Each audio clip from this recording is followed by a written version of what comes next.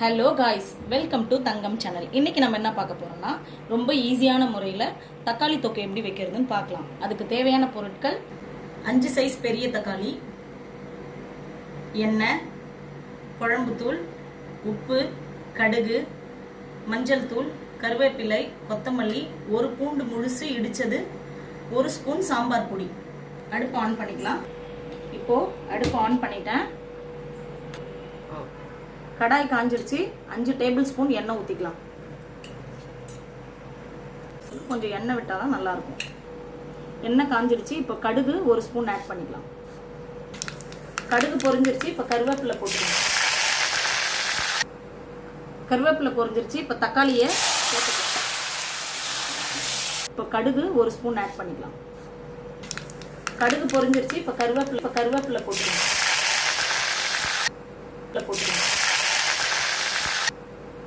கருவேப்பிலை பொரிஞ்சிருச்சு. இப்போ தக்காளியை போட்டுக்கலாம். தக்காளி போட்டதும் 1 ஸ்பூன் மஞ்சள் பொடி, தேவையான அளவு உப்பு.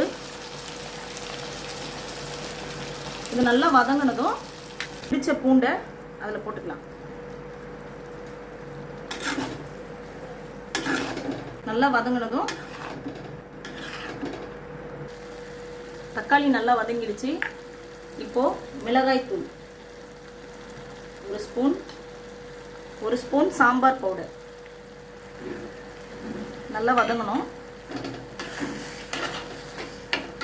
மிளகாய் தூளும் சாம்பார் பொடியும் நல்லா வதங்கிடுச்சு. இப்போ கொஞ்சோண்டு தண்ணி விட்டுக்கலாம். அவ்வளோதான். ஒரு கொதி வந்தோடனே நம்ம கொத்தமல்லி தூவி இறக்கிடலாம். தக்காளி தொக்கு நல்லா கொதிச்சிடுச்சு. இப்போ அடுப்பை ஆஃப் பண்ணிட்டு கொத்தமல்லி தூவிடலாம். இந்த தக்காளி தொக்கை இட்லி, சப்பாத்தி, தோசைக்கெல்லாம் சைட் டிஷ் சூப்பராக இருக்கும் ஃப்ரெண்ட்ஸ். ட்ரை பண்ணி பார்த்துட்டு கமெண்ட் பண்ணுங்கள். இந்த வீடியோ உங்களுக்கு ரொம்ப பிடிச்சிருந்ததுன்னா லைக் பண்ணுங்கள், ஷேர் பண்ணுங்கள், கமெண்ட் பண்ணுங்கள்.